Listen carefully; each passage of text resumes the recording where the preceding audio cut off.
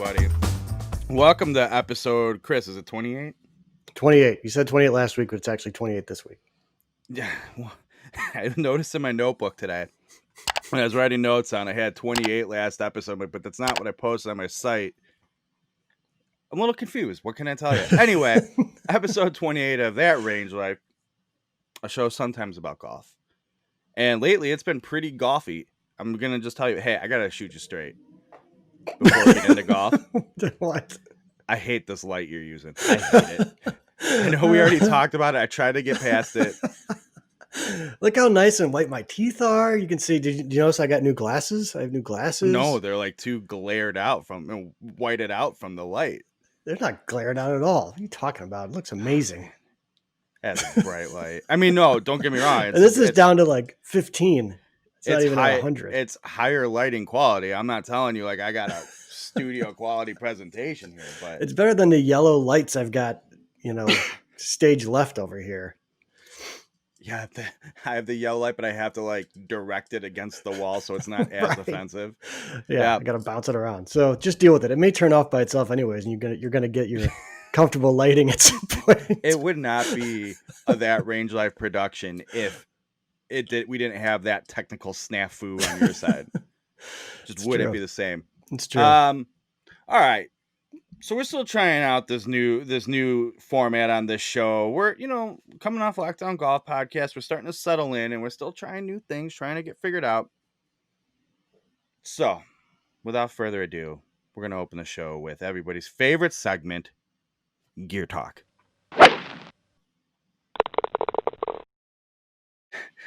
All right. First topic in Gear Talk is the review that went up today on driverrangeheroes.com, today being Monday, Chris and I are recording this on a Monday, is that we've been talking about them a lot this summer, but the Tour Edge Exotics EXS Pro driver. There it is right there. All right. See all that? It's fancy. It'd probably be easier to see if I had a nice bright white light over here like you do. That's true. You should get yourself Let me give you this view. Hot light. Oh, yeah. That's the view I like. That crown is beautiful, man. That thing is gorgeous. I will get into. Hey, check it out. You can see the reflection of the computer screen. Look at that real recording technology. Anything else you want to see from? Okay. Anyway, that's it. The Tour Edge Exotics EXS Pro driver. In my review, I don't remember exactly what I said in the intro, but it's something along the lines of, this is the best driver Tour Edge has ever made, and I haven't even hit all of them. I don't need to. It just is. Wow. This thing, can't remember if it's $350 or $400. Don't remember, but this holds up with every premium driver on the market right now. I'm not saying people don't have their preferences and won't fit better in others, etc. But when you think that you're spending $500 to $700 these days on a driver, and this thing comes in at $400, and I'm you're going to be hard pressed. Maybe this doesn't do it justice, but I don't know if there's a better looking head shape. No, I don't think on the so. market. Is that $400 with, you can select a specific shaft that they offer? That they offer, yes. Yeah, and I want to say, mind you too, there's only 1,000 of these made. Right? 1,000 of these made for retail. Interesting. So is that going to be a wall hanger for you? Are you going to hang on to it? No. I'm not going to just hang it. Well, hey, don't try to trap me in golf internet reselling. All right. No. That's not what I meant. That was not the am I going to not ever hit golf balls with this? No, I will. I will for sure. And I have. Let's get into some of the bells and whistles of it. There have been other sites that have done a lot of like actual hitting reviews of it on YouTube. Listen, there's enough of those. No one wants to see them. I will tell you, I watched one in particular from TXG up in Canada. Ever heard of it? But those guys, they generally speaking, they do really good content. It's very good. I don't know what else to say. But what I will tell you about this driver is, this is every bit of a premium driver. It's geared for a better player. Now, I'm always hesitant to say that because all of our swings are like snowflakes, Chris, right? Just because I've heard that. I mean, you could be a terrible player, but be really good with your driver and have the right formula that fits this. So explain why it's meant to be for better player. Reason being, Chris, the center of gravity, right? Center of gravity is center of gravity. Don't read into that like it's a big, hard golf technicality to understand. You know what center of gravity means in general. Same applies to a golf club. It is lower in the head and forward, so like more toward the face. Okay. Theoretically, this means it's going to launch lower and spin lower. Right. What that means to the average Joe is it's going to be harder to hit in the air. It's going to be harder to keep in the air. It's probably going to be fairly tough to succeed with. Now, with this one in particular, you're like, oh, I'll just get I'll get more loft and a lighter flex or something, which will help. But what you run into is it's still such a low center of gravity. If you don't have enough swing speed, it's just not going to get you a launch angle to optimize your performance. Huh. If you do have the swing speed, though, this thing launches missiles. The ball just flies off the face, and they have their diamond face technology on it, which, you know what? I will explain it. I wasn't going to, but I will. What they did, there's like, think of like a bunch of little small differing sizes of diamonds across the face. I can't remember how many. There's a number, but they're differing sizes. They just change up a little bit, but what it does, it creates a trampoline of sorts. So when the ball hits it, you get more of that trampoline effect off of it, but it still feels plenty solid. It doesn't feel like the old, metallic, tinky 90s drivers where it feels like, the face is going all the way back to the trailing edge of the crown and springing back forward. You don't get that feeling. It still feels very solid, but you also get more forgiveness heel to toe because of this diamond face. So the ball jumps. That said, again, you have to get the club moving to get it up in the air, and it's going to be low launch, low spin all day. Can't miss this sliding perimeter weights here. This isn't new in golf. You've seen it, but Tour Edge hasn't done it yet. And if we're being honest, you're not looking for a bunch. You're playing this for a certain reason. You're not looking for a weight to shift your center of gravity and spin and whatnot. But you may want a little help with the shape of your ball flight. So for instance, if you're like, well, I like a little bit of fade, so you might slide the weight more toward the toe. If you like a little draw, slide it more toward the heel, like right here. Or you just like a straight shot, but you notice you tend to leak it right a little bit. Maybe like myself. So, I just popped it a little more toward the heel there. Just a little bit. Okay. Just a little bit. Just a smidge. Straighten me out. Just a smidge. A scotch. And it straightened it out nicely. But, I want to go back to the point I was making earlier about the shape and look of this thing. It's a 440cc driver head. Your standard oversized driver heads these days are 460 for those that don't know. And usually I feel like those smaller compact drivers tend to get the big deep face with a toe sitting high, or they look smaller. This does look a little more compact in terms of that. It has that just perfect classic pear shape to it, but it doesn't look like a tiny driver head. It doesn't. Yeah. The face doesn't look overly deep. The shape is just perfect. And there are a lot of great looking drivers out there right now. I'll admit it. I don't know if I really don't know if I like any better than this. You get that nice modern carbon crown in it, which also helps with that look, keeping that center of gravity low. But, getting that traditional like late 90s, early 2000s Titleist driver shape. Everybody knows that that was the hot shit when I was in high school, right? You got that cool small Titleist driver. Yeah. And it has that classic pear look, but just with a little flair of the modern carbon on it. Yeah. It's awesome. So as we talked about with Sir John Claffey when he was on the show. He is American knighthood, by the way. He's knighted. Right. Sure. That's a fact. I think he's like he's a Viking or something, right? So I'm sure. Yeah. It's along the way. Google it. You'll see it. Right. You guys had discussed your own sensitivity to the sound of their drivers and how they have improved. So tell me about the sound of this driver head. That is a great point. I'm glad you brought up. So Thank you. That wasn't even planned, ladies and gentlemen. We did not discuss that, but I remembered. This is how good of a gear guy Chris has become.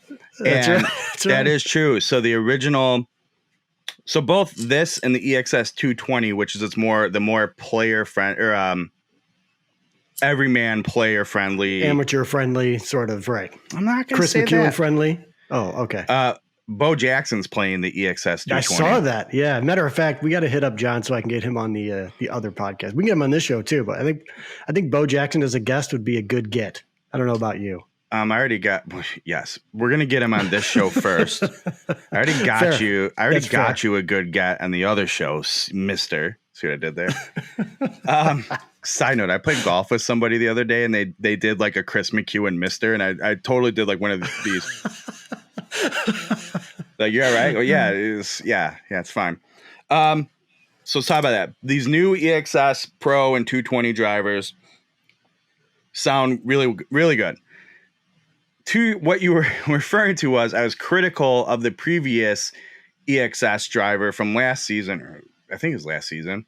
Two And seasons I was like, ago, I thought, but okay. Maybe it was last season. I don't know. I should know. I don't know. But yeah. And I said, it's a great driver. I have a lot of good things to say about it. I'm like, I didn't say it so much in the review, but I said it to their face. I'm like, it sounds horrible. I hate the sound of it. I got a real hard time about it, rightfully so. And that was the first thing with these new drivers. That was like the big impression. And they sound fantastic. Yeah. Especially this one. This one sounds better than the 220. And the 220 sounded good.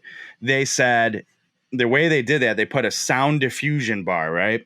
Now, imagine if you're looking at this, there's like a bar thing, for lack of a better term, that goes across it right here, give or take. You can see a picture of it with a fancy like CAD drawing graphic that I stole from their website on a review, driverangeheroes.com. And the whole point of that link will be in the thing down here somewhere. That's a plan. That's a plan, at least. You know how we are. Right. But the whole point is the sound diffusion bar is supposed to serve as like the way they say it is, think of like a music hall or a studio where they put dampening materials around the wall of the room to manipulate the sound and optimize it. Right. Same concept in this with the sound diffusion bar, which also has an impact to feel. There's a lot of studies out there. I don't know what the real scientific answer is, but they say most of your perception of feel with a golf club is actually based off what you're hearing. So by getting that sound that's interesting. To a nice solid where you want it sound, that should in theory also make you feel like it's solid and has that sound, that feel you're looking for. Sure. I don't know that shoe. I just know it feels great. It sounds great. Awesome driver. Nice. I mean, think about that. Kind of makes sense because think about the shaft on my driver, right? How noisy that is, and it makes everyone feel like it's not a good shaft. And it may be a fine shaft, but the thing is, it makes a weird sound. No, it makes everyone think it's damaged. You know what I mean? Right. Like, right. Bro, you got a problem, man. Right. Yeah. All right. What else you got? What else I got? This one, still kind of a mystery to me.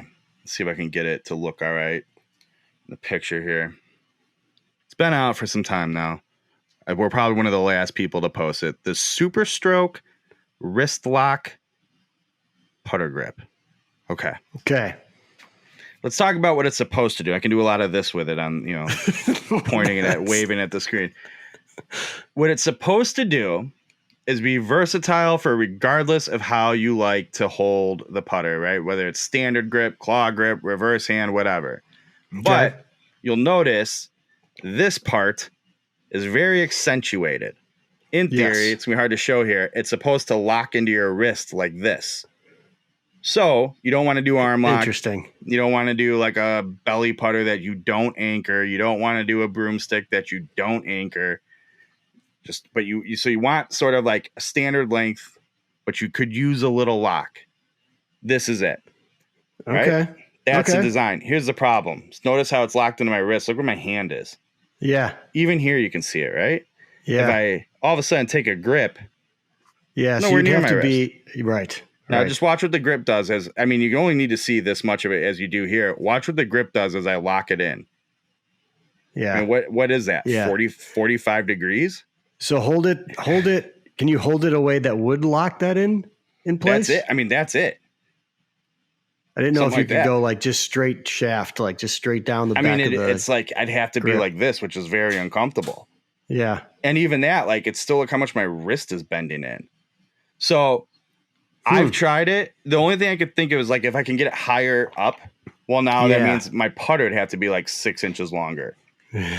Right? Or you get that Michelle Wee stance. I don't even know if that. No, because that would make it worse. You'd be like this. That's true. True. So I haven't been able to figure it out. I've read a few cases where people have been like, oh, yeah, no, it works. It makes perfect sense. I haven't gotten there yet. I even like emailed with Superstroke. And one thing I said was, I feel like I either have to put a ton of waft on my putter, which they do say in the product listing, like, be aware you may have to adjust that stuff. Yeah. Yeah, but I could see that. Based on everything I'm hearing, they're like, if you play with a 35-inch putter and you want to achieve this effect, throw it on the same length putter, you'll be fine.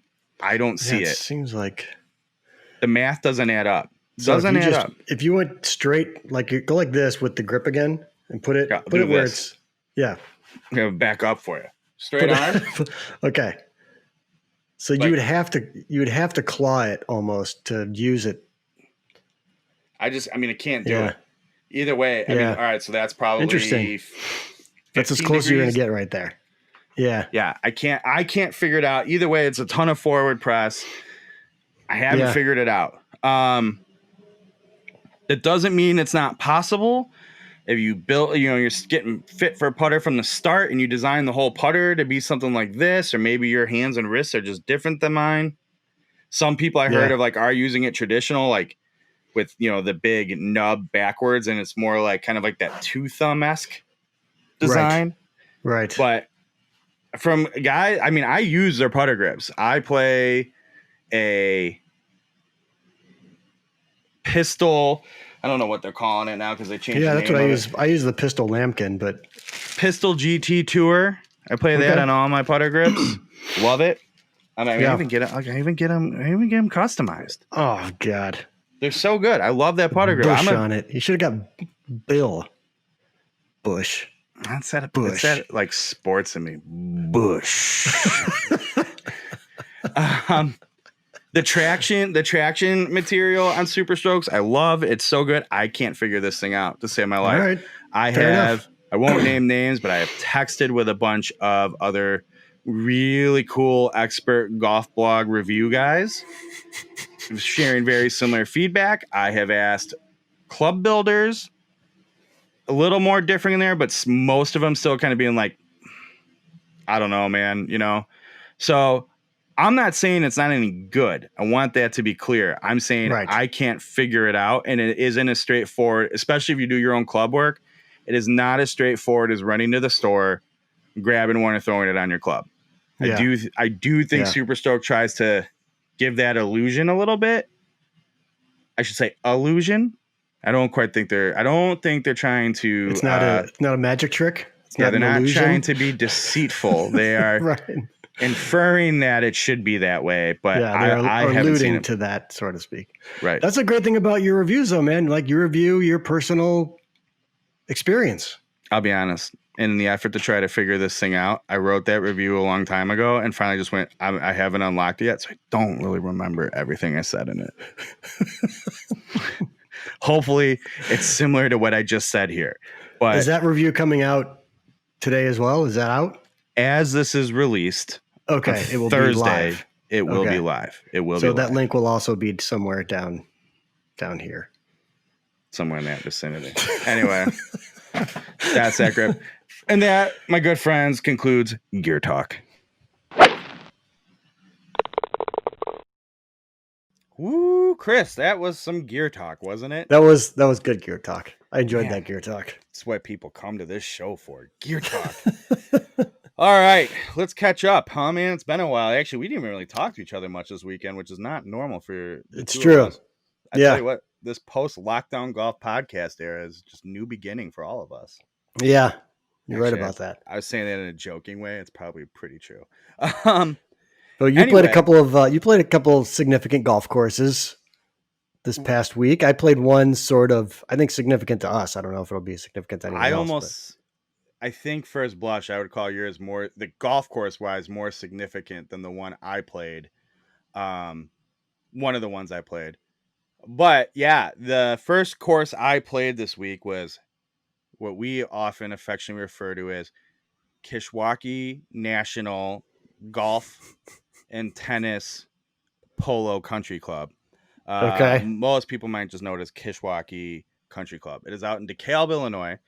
It was built and opened for play in 1901. So think about that. It's been private since 1901. And That's crazy, especially out there. especially out there. And Another Chicago getaway golf course. has to be, right? And DeKalb, Yeah. that whole area was like a big train line, Right. drawing out big industry and quarries. Quarries were real big in that region. Yep. Yep. So, right, they had to have their place to go be, rich oil men, men of industry. So it's unsurprisingly in this area, it is a 1901 Tom Bendelow course. And Okay. you can see, so Tom Bendelow did Elgin Country Club. Tom Bendelow did South Shore Country Club. Yeah, South. I was going to say that's where okay. 9 holes. He did Yep. a little course known as Medina 3. Never heard of it. No, never heard of it. He did what used to be all Lincolnshire Country Club down by Crete. One is now Lincoln Oaks. We talked about that on the show for Lincoln Oaks Golf Club. I don't think so. No. So that's the first time I've heard that one. Used to be part of Lincolnshire Country Club, but then shocking. There's not a ton of money to sustain a 2-hole giant piece or 2-course giant piece of property down there. Their membership isn't that big. So they sold I guess it would have been the north course. I don't know. They sold one of the courses. Well, interestingly, I forgot when it was, but this Lincoln Oaks course that's not public, you and I could go play it any day of the week. Tom Bendelow design, needs some help, but definitely has like old Tom Bendelow features. Hosted US Open qualifying, decades ago. Wow. Yeah. The guy who qualified at Lincoln Oaks ended up winning the US Open. Holy cow. And now it's just a small little public course out. Holy shit, that's awesome. Yeah. So anyway, Kishwaukee. Now, the way I went and played there, our good friends over at Sub 70 were like, hey, we got to get out there and go play some night. And, let me know when you can. I've been trying to make it happen. I said, hey, family's out of town. Would this night work for you? And he's like, actually, we already have a threesome. Could you make 4? So, yeah, I could probably work it out. Well, so I got penciled in to play with Jason Highland and Jay Armour III. And I go, who's our 4th? And they're like, our 4th is Ryan of Monday Q Info fame on the internet. Big shooter, big Twitter guy. Big Twitter guy, right? They're almost 39,000 followers. Maybe, I would argue, maybe the most popular. I don't know about that, but close to easily one of the most popular golf Twitters in America. Agreed. Easily. Agreed. And it is very good. For sure. So, all in like a year and a half. Yeah. And really, I started a year and a half ago, like 18 months ago. Very by accident, just being a raging golf nerd. Right. So I'm like, oh, that's great. Ryan, where do you live? Oh, one town over, one town east from me. And I think doing the math, like in the same neighborhood that I was born in. It's crazy. It's weird. So crazy, man. So we had 18 holes with those guys. And a couple extra holes in the dark. I was going to say. So the course is this old Bendelow, right? Arguably historic based on the time and whatnot, because it was blowing up pretty good then, but there still wasn't a ton of golf around here in the Chicagoland and beyond area in 1901. Mm-hmm. Now, when you play with Jason Highland, just real quick, the oldest golf course in Illinois was built in like 1899, right? 1892. Is that what it is? Okay. So yeah, this is one of the older. Yeah, it's up golf there. courses. I mean, there's Yeah. a lot in that like 1899 to 1902 range, but I it's thought there not. was I thought there was a Chicago course. Maybe it's a public. Maybe the oldest public course was 1899 or something. I don't know. Could I be thought though. like one of the South Shore courses, not Well, South Shore, but the other one. you do have. It wasn't public at the time, but right, the original Chicago Golf Club was 1892, and now it's a Okay. public 9-hole course in Downers Grove. Okay. But yeah, I Sorry, want to didn't mean to say get you off track, but like, no, it's fine. It's something you're not wrong, and it's gonna drive me nuts. This will hit me as something I remember at like 11 o'clock tonight when I'm trying to sleep. Or I'll be Googling it and I'll be like, oh, it right, turns out, right. Chris, it was 1926 that you were looking for, and it's actually like in Waukegan. Um, so this 1901 Bendelo with a lot of Bendelo-esque features had a lot more suburban settlement around it than there used to be, but hmm they somewhere around the 70s, I'll just say someone of note in the architecture world, American golf architecture world, came in and trashed it. Like Really? put in a bunch of trees that didn't need to be there, eliminated a lot of Bendelo stuff, and like it's kind of fun playing with Highland because he walks you through. He's like, "Yeah, you see these things over there. You can tell that's like the original Bendelo stuff." And original Bendelo, you catch that? Original Bendelo stuff. And then he's like, "But then you can see all this new stuff, and it doesn't look new because it's 50 years old, but it looks newer than the 120-year-old tree next to it." Yeah, So, um, yeah. it's sort of depressing, and it's also like the perfect story of golf courses in the Chicagoland area and why a lot of money has been spent recently to restore them. So it'll be interesting to see. According to him, like half the membership has been lobbying to fix a lot of these things, and the other half like, no, just leave it, man. But yeah, so Huh. let's talk to those the night golf, the night golf. So we Yeah, wrap the up night our golf was round. pretty fun on social media. It was pretty fun to see. We wrap up our round, and I won't go into too much details about what's been going on here in the last few months of this course because it's you got to remember it is way out in the middle of nowhere, Way out. Yeah. fairly small membership, and it's sort of like imagine if you and I had a full size golf course in our backyard. No one's It'd gonna be my tell us. dream. Well, no one's gonna tell us what the rules are. You know what I mean? Like, hey, I own Right. this. I'm gonna do Right. whatever I want here. Right. If we were in Oak Park, might be harder to do. If we're in the middle of nowhere, you can Right. probably get away with it because Chicago Right. Tribune's not going out to the Cal to knock anyone's door. Right.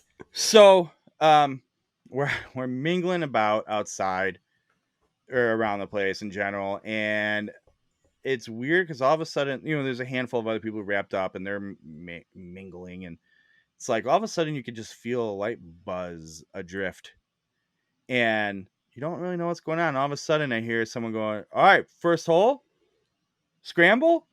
All right, we'll see you there." And I'm like, "Wait, did we just sign up for something?" Like, "Yeah, go get your clubs, go get your stuff." I'm like out of our cars? Yeah. So we ended up playing a 4-team. I think it was 4-team at this point. I sort of lost track because it was sort of mayhem. A 4-team scramble, and it was supposed to be. It started off with a lot of technicalities, and then it just say this group of people was not able to maintain what was happening.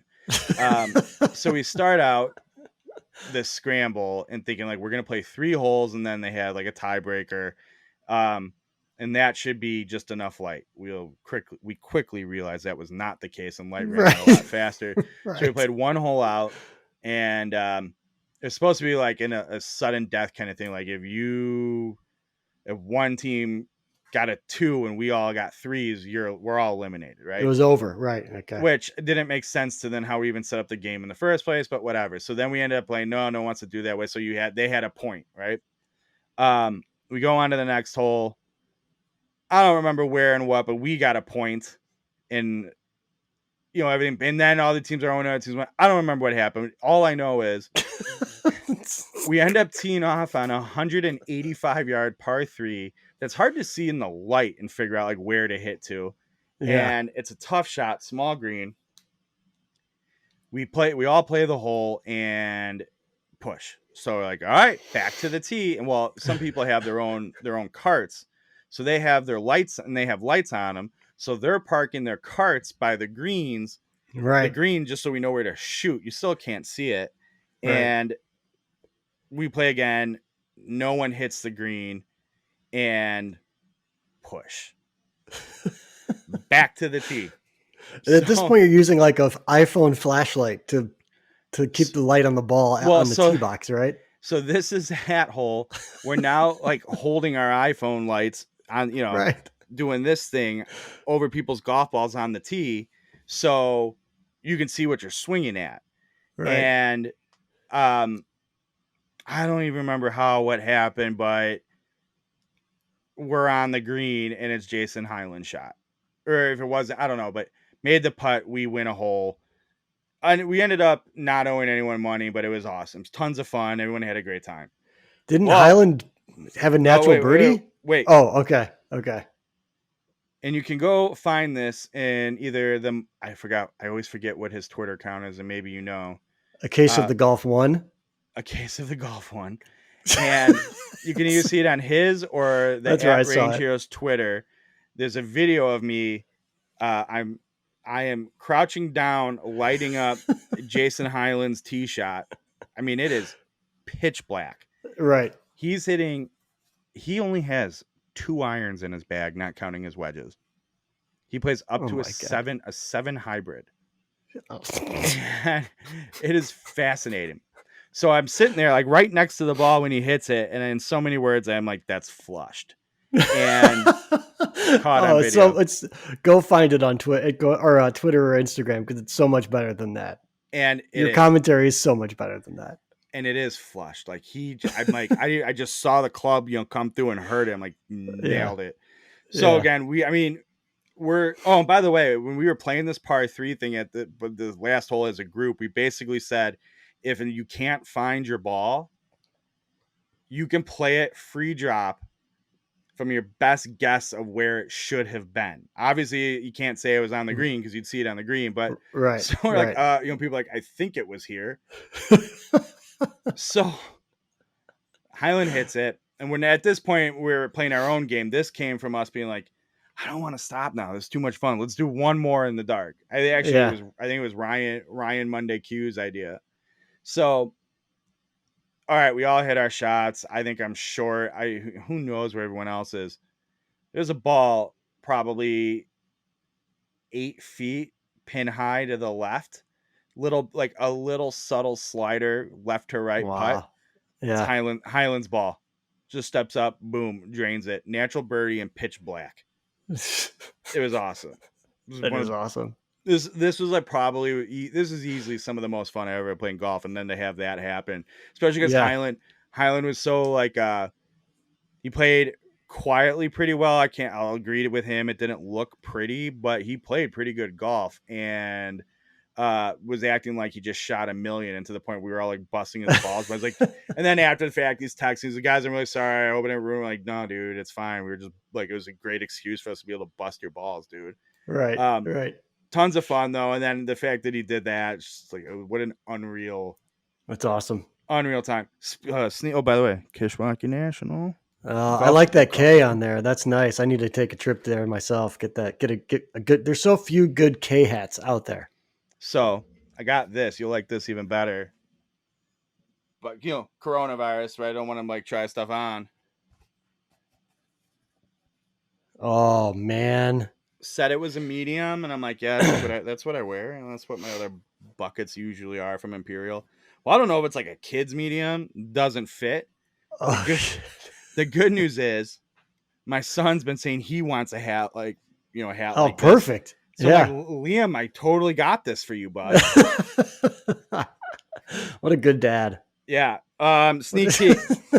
Little sub 70 sneak peek. Jay and Jason have the newest sub 70 wedge that people haven't seen yet. Prototypes of it in their bag. Really? It is not a bad wedge. Just saying. That's awesome. Just saying. Yeah, so that was a good time. I told them we'll have to get back out and get yourself and what have you out there. You'll enjoy it. It's very he's been making jokes to us about how it's kind of Caddyshack like, and now that I've seen it, it 100% is Really? Caddyshack like. Yeah. Very, very it's very relaxed. So it's funny because there are some guys that like we're kind of having a good time horsing around and standing up, giving us a look like, "Are you guys done?" And they weren't mean about it, but you're like, "Okay, relax." And because you got the people who have every game's a money game, and they've been here Right. forever, and you're like, "All right, fine, Right. whatever." Good time. Can't wait to do it again. Let's move on to my other round. This Okay. one, another literally historic Chicago area golf course, Oak Park Country Club, 1914 Donald Ross city, city It's a good landscape one. gem. Now, you wouldn't be like, oh, this is right in the middle of the city in 1914, but Oak Park River Forest. That area is very old and it's been around, Yeah, for technically sure. it's in River Forest. That's so not Oak Park, but if you will. So, um, it's a great example of, hey, Donald Ross, you don't have a bunch of rolling hills, you don't have like multiple sand basins to build different levels in. You have a pretty flat landscape and not a ton of space to do it. Give us a world-class golf course. Yeah. So I'm not telling you look at it and go, oh yeah, this should host a US Open, but Donald Ross is a master of like, let me build some mounds, let me build some perfect bunkering, and let me route this course. There are a couple holes where the membership is like, you know what, we need a dog leg. You can't have this hole here. Change it. So they actually had him come back and do it, so many years later. But really great use of flat land, and this club does an excellent job maintaining it. So all the typical Donald Ross traps, not sand traps, but like just little gotchas on the Yeah. golf course are there. Yeah. And Yeah. all the like the drainage areas off of a green, your ball's just going to hit it and shave into it. Sneaky creeks. It's really a tough, fun course to play. And a second time I've played it, man, I came out firing. Nice, easy par on the first hole, which will sneak up and get you every time, kind of a deal. Second hole, I spray a tee shot, 1,000 yards right. Oh, I didn't really hit on the driving range. What are you gonna do? And like, well, you're live. You could probably play back to the hole. Well, I get over there. I have to get over some trees, but a pretty clean look. I'm 194 yards out from the far rough of the other course, other hole, not other course, other Other hole. horse. Yeah. So I take a 5-iron and just rope the thing little past the pin. So I have a gross fast country club Donald Ross downhill putt, but Nice. easy lag, nice par there. And it's like, oh man, I'm playing some golf out here today. And I was pretty good up until I had a 165-yard second shot on a par 5. And Okay. I topped it and hit it 20 yards. Oh. All right, fine. Either way, now I have 150 yards in. For my third shot, that green looks pretty hittable. Hit a nice little 9-iron. Hit it well. Hits like you don't want to go left or long, and sure enough, I go long and left. Hit this like back nub. Don't get the members bounce. Go down the side of the thing. Somehow stays up enough. Don't get in water. But I have there's no way I'm getting anywhere near to like one putt length. So I Yeah. hit a shot best Yeah. I can, end up 2-putting and a bogey. And it's like from that point on, my brain is gone. And I hit a bad tee shot, then a bad second shot on the next hole into water. Just nothing good's happening. It probably took, and then, filled with just getting screwed by the wrong bounces. You know what I mean? Yeah. To the point where the guy who invited me is like, this isn't like you. You really lost your game. What's going on? I go, dude, I'm hitting it. The ball's square and okay, minus a handful Yeah. of tops. Like I feel like I can't mentally handle it. Just I don't hitting have wrong spots. I don't have the mental fortitude, and the golf course is making me pay for it. And he goes, yeah, it's pretty true. Then finally, like I get through the first 2 holes of the back nine, and my game, snap back into place. But at that point, when you had like a 4,006 on the front 9, I wasn't putting up an impressive number in front of the Oak Park Elite, but what are you gonna do? Yeah. Course is fantastic. I will be back there again. God damn it, I will show it who's boss. I will. Got So to show Donald Ross who's boss. man, son of a bitch gets me every That guy, time. it gets you. Get you. Pioneers too, man. I went 46-38. And I was like, God damn it. Oh, When I was I mean, I was like 25 years old. I was, when yeah. when I was still an athlete. So that's not the only. I mean, look at us this week. Not the only Tell you old what, school, man. historic ish golf course. You hit an old one up this weekend. Yeah, I hit up another Langford, another Mr. William Langford golf course of Langford and Moreau fame, of Lasonia fame. We know what a steam shovel is. Fame. That's that's right. That's right. And you asked me a bunch of questions while I was out there, and you were saying you wanted me to look for like some Moreau influence, right? Is that what you were Well, asking just me? Langford and Moreau. Like, can you see like, oh yeah, this is just like Lasonia or smaller versions of it or anything like that? Yeah, not so much. I think people talk about, like, architect nerds will talk about a golf course that has really good bones. I Mm-hmm. think, like, this golf course has some really good bones. It's a it could use a little bit of attention. It could use some tree removal for sure. Right. Um, but it's a good little those. The great thing about, like, so this course was built in whatever 19, I think it was 17. 1917. Okay. I mean, I know it was commissioned, or the land was purchased in 1914, and then the first nine was built in 17, and I then the only know second it. nine was built for that. Yeah, and I only know this from your picture, by the way. I was living Oh, vicariously that's right. through The you. card. That's Yeah. card. I looked up some of the, so there's a winnetkahistory.org website that I went, I knew that this was an old golf course. I went and looked up some of the stuff. So yeah, it What was designed what's the in name of the 1914 by Langford. what's the name of the course? You haven't said that. Oh, Winnetka Golf Club. There you go. Sorry. Yeah, that's a good point. So yeah, Winnetka, courtesy of Winnetka history.org. So the town wanted a 9-hole course. Mm-hmm. And so they commissioned this park, this 20 acres or 40 acres or whatever it was. And they called it, the local residents called it the Canoe Club, because it was completely and totally underwater. They bought basically swampland. And so they were asking the guys that bought it, like, when are you going to get your glass floored boat so you could see the park? Because it was all entirely underwater. But the guy who bought the land to be a golf course, he was some, like, hardware guy, some rich, Some hardware like, baron. yeah, some hardware baron. He was obsessed with drainage. The guy loved to study drainage. So he was the one that drained the park. And so Is there he drained the anything park. like any tie to, because isn't that similar to the Canal Shores story? It's very, Okay. very. Yeah. I mean, that's Winnetka too. That's Winnetka, Evanston. Right.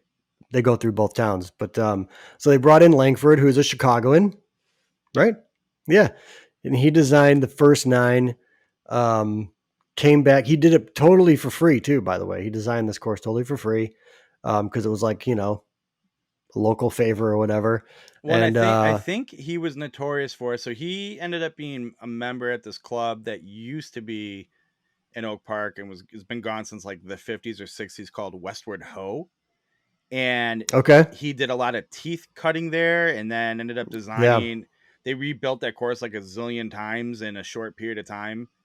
I mean, it was only open 50 years, and I want to say he had and I don't know this for sure. I'd have to go research this and tell you why I'm thinking this, but he had a reputation for being like, hey, I kind of need something to cut my teeth on and build my portfolio and develop just a good reputation. Let me do this for free. Yeah. Kind of build his own rep, get some Yeah. practice. I I can see think that. Yeah. I So think that was a that's probably what he thing did. he did. Yeah, yeah. Yeah. So yeah, he designed this course, and so it was only 9 holes that he designed, I think. Um, and then Chick Evans, who's kind of a local hero as well, laid out the other 9 that was built by Charles Wagstaff in 1930. And then the whole thing was redesigned in 2007. And so you can tell there's been they've kept it mostly intact. I mean, I think um, the first, the first hole, I really like the first hole. The greens have shrunk quite a bit. They could use some expansion back to its original size. Tee boxes in some cases are really nice. They're elevated tee boxes, which are cool. And you could tell they pushed around some dirt for sure, because they've got some smaller sort of mounds where the greens are, things like that. But like what I was going to say was these older courses like Winnetka, they're just so walkable, man. Like you walk it's like 10 steps tee to green or green to tee.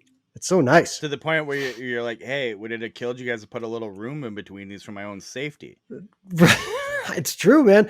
And the other thing, and I'm a sucker for this, I'm a sucker for a shared tee box and a shared green. I love them both. Mm-hmm. And like this golf course is so compact. I think there are at least 3, there might be 4 shared tee boxes. Oh, where cool. Yeah, it is kind of cool. I don't know why I like it so much, but it is kind of cool. But yeah, I think if they put a little bit more money in there, it could be remove some trees, restore the greens. I think it could be something pretty cool. Did it feel like 2 different 9s? Yeah, kind of. Now that I'm thinking about it, looking back, yeah,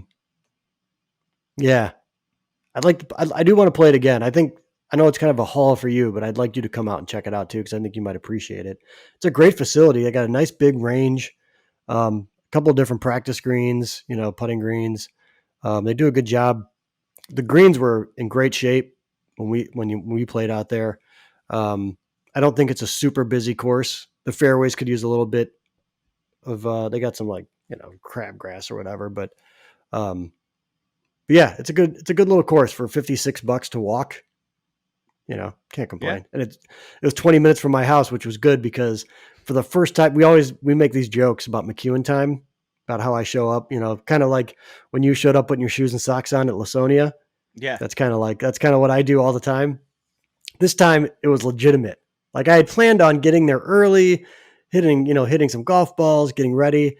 And our tee time was at 6:10, and my wife woke me up at 5:23. Oh. Yeah.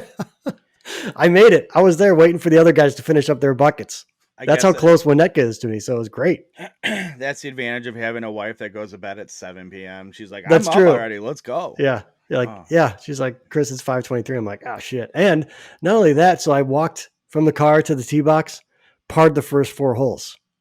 That's very uncharacteristic of you. Yeah, I know. And it was 4 1-putts. There were 4 up and downs in a row. And I'm like, I'm playing with fire here. I can't keep screwing around. Right. But yeah, it was one of those rounds. You're saying it's originally 9 holes. I feel like that's also something that like Langford seemed to run into a lot. Like, hey, we only want you to do 9 holes, or we think we want to do 3 courses, but you just do 1. Yeah. It's something like, well, Winnetka, they were just like, we want a golf course, but they only had enough money to buy the first, I think it was the first 40 acres for 9 holes, something like that. Must be a much different Winnetka than it is today. They were trying to establish their new Winnetka, right? Right. And then the only reason they got the other 40 was because it was donated to them by residents of Winnetka. Isn't that so what they got with, that's what this is the same exact story as Canal Shores, I feel like. Yeah. Wasn't there their thing? Yeah. Right? It was a big public donation, or I don't know. This is where I'm waiting for all the we need to go play Canal Shores too one day. I haven't played that in a while. And certain golf internet nerds being like, no, everyone cult classic Canal Shores. You don't know the story. That's okay. You can correct us in put a link in the comments or something to correct us. That's fine. You can teach us too. As far as I'm concerned, you just watch this much of the video to catch it. So God bless you. Yeah. Who's losing this one? Yeah. Anyways, yeah. List. Fun course, played well. Had 2 holes where I didn't know the course well enough to make wise decisions that cost me. When Riv and I were in the parking lot and we're talking about our round, I said, I described 3 shots and that was my 80. That's how close I was. 3 mistakes. I would have broke my 80. So you shot an 82. No, I did not. I shot an 86. Well, That's because so I had then to pay penance. they cost you more than one stroke. Gotcha. Right, right, Okay. All right. right. That's because one of the things I did was I went for a green and two because I had embraced my fade, William. I embraced my fade all day long, about played it time. perfectly. I know, and then so I went for a par 5 and 2, not realizing that the right side of the green was protected by water. It looked Turns like just out, long grass. right. Yeah. And then I saw the splash when I came short, and I was like, oh, there's water. The whole thing was such a disaster. So I didn't, coming off of Lasonia where we were out there all day, I didn't bring my bag or anything else back into the house. So I had no GPS thing. I had no Sky Caddy. I had no shot tracker. I had no stereo, no speaker. None of that stuff was charged. I was just playing this like quiet, boring round using using the card map. Except oddly, it sounds like you played better golf than you normally did, except a couple I know mistakes. it's a problem because I don't want to give up my music on the course. Maybe it's not just the music. I don't know. Maybe not. I just have to use my brain. I forgot an important detail about playing golf at Oak Park Country Club. Oh, okay. There's a man who was a professional there for like 20 years, across from like the 1930s. His name was Horton Smith, right? Big deal professional Right. at Oak Park Country Club. You may know that name as the winner of the first ever Masters tournament at Augusta National Golf Club. That is, yeah, that's where I know Horton Smith. Big claim to fame. Right. Yeah, I would say Additionally, so. he was the president of the PGA of America, and the PGA of America used to be heavily involved in the PGA Tour, right? The PGA Tour exists to separate because they separated from PGA of America, used to put on all the tournaments. Right. Then they like work together and blah, blah, blah, blah. So he's the president of the PGA of America, but then there were a bunch of bylaws in PGA of America's books, however you want to put it. And one of them being you could not be, I can't remember if it was a minority or just black specifically. I was going to say that. Yeah. And be a member of the PGA of America. Yeah. And he would enforce that with big names in tournaments. They would qualify and he wouldn't let them play. They couldn't become members. Whole to do, to the point where there was some, and if you're interested, I suggest Googling Horton Smith's name and going down this rabbit hole instead of just taking my word for it. There was a PGA of America award named after him for a real long time, but then as people started like, oh, there's some like racial injustice stuff happening here, and his name's not exactly great on this side of it, took his name off of it. So that led me down another rabbit hole, and I asked a guy there a while ago. I'm like, "Hey, I never knew this and all this part of the story," and they raised it to their pro at Oak Park now, and he's like, "Well, actually, I have heard this before." And then there's this some guy, I want to say CDGA, maybe it's somewhere else, put a big rebuttal, basically showing how he was actually one of the leaders in having things changed. To promote it, to change, and an advocate for dropping these rules, and like it's just really testament to like how like staunch, hard, set in their ways golf was at this time, and really like the racial issues in America, especially in that era. And he was a proponent for changing it, and really was just operating within the forums he had to, but was an advocate for improving it. Don't know if that's true. Okay. I feel like, there's probably an element of revisionist history on all the sides, and there's definite where there's smoke, there's fire, and you're ultimately, I feel like, never going to get to the bottom of the story at this point. But an interesting though piece of information, and that is interesting controversy from the time. There's also a pro. There's like, it's cool if you go to Oak Park Country Club's website, they have a list of like all of their head golf professionals and since they've opened the club, and talks about where they came from, various accomplishments they had. Obviously, Horton Smith was pretty big. Where they went after, who replaced him. There is a pro with the last name. I want to say I think his first name was Edward. Not sure, but his last name was Bush. Oh, My family, my Chicago area family, did come from Oak Park. oh. So naturally, I do start Time for some people. ancestry action. I go, is there an Edward involved in this anywhere? And everyone's like, no, it's not. It's not. It's not. Dang it. I'm sure I could just show up to Oak Park Country Club and be like, yo, I'm related to former pro Ed Bush. And they'd be like, come on in. Our home is yours. Right. That's how that works. I'm sure they won't follow up with that at all. Yeah, that's fine. Give me my own locker. Side note, their locker room attendant, that's horrible. That's not what he is. Their locker room manager, yeah, might be one of the best I've ever seen. Might be. Is that right? Not quite Red from Olympia Fields. That's my guy. But this guy's fantastic. Just stay tuned for more on that another time. Post-COVID. Yeah. All right. Sounds good. We had a show. We did it. That was a golf-horrific YouTube show right there, mister. Listen, sometimes the show's about golf. Sometimes it's not. Today, it's about golf. Chock full. We're big golf guys. Hey, quick little plug. We talked about Ryan from Monday Q Info on the Twitter. If you haven't yet, Chris posted a podcast Tuesday this past week. Oh, yeah, that's right. Thanks for that. With none other than Ryan of Monday Q Info. And while I haven't listened yet because we're recording this the day before, go check it out. Ryan's an interesting guy and Chris is okay. So it's got to be a decent show. If it's not, this is going to be the first golf origin stories I probably listen to. And if it's not good, I'm going to tell Chris. I can't help. That's what friends do. And he'll be like, well, let's talk about your writing. And I'm like, no, don't. It's not. Don't. But go check it out. I have to think of a song to introduce the episode to because, I usually do that. I do like a different song every episode. I'm going to stick with the one I want to do.